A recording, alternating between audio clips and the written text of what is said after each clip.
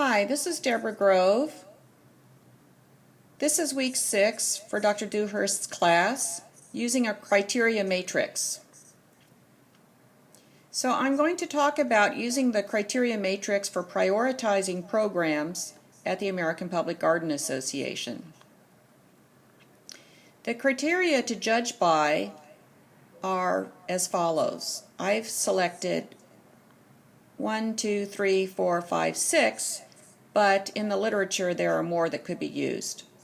So we're looking to make a decision based on documented need, an increase in organization visibility, networking, and as an enhancement for existing programs, and most importantly for congruence with the APGA mission. So I decided that we would look at this program not for a profit maker goal in the first 5 to 10 years, but that it would significantly add revenue over a half or whole decade. So here's how we would get started. We can assess up to 10 points to each of the 6 criteria that I described on the previous page. So at a maximum you could have 60 points. Based on my own understanding of the organization, I assessed these points.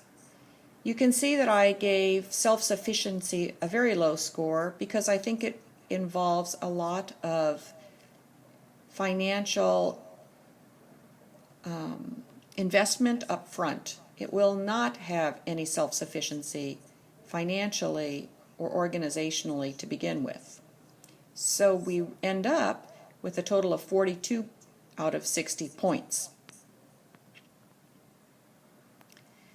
By increasing the organization's visibility and giving the opportunity for an increase in networking, we are in fact congruent with the APGA mission. It seems that I may not have included the slide which says that I was trying to look at an international program as outreach, and that is the program that I was considering. But we can then compare the opportunity to have an international program with another program, such as biomimicry and offering CEUs, continuing education units, with coursework that could be provided by member organizations. So offering CEUs to professionals so that they can then have biomimicry courses at each member garden. In this case, the total score was 38 out of 60 points. And the reason that it's lower than the international outreach is because there is no documented need now.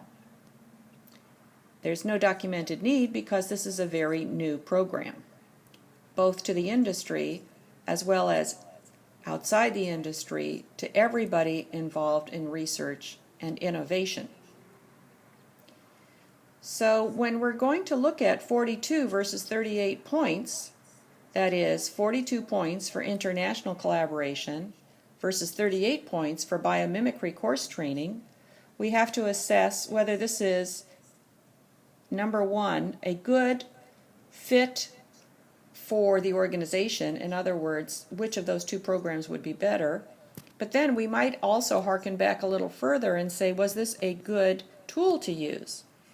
And I would argue that in this case, the answer is no, because pre-documented need, up here, documented need, that I had to score so low, really means that you can't do very many innovative things. And so if you want your organization to be innovative, you shouldn't give a full 10 points to documented need. So in this case, the organization, the APGA, would, if they use the tool, they would prefer to invest in international collaboration rather than biomimicry course training. But since I don't agree that that's a very sound conclusion, I would say that the tool doesn't help the organization enough in this case, and I would look for another tool. Thank you. I hope this was interesting to you. Bye-bye.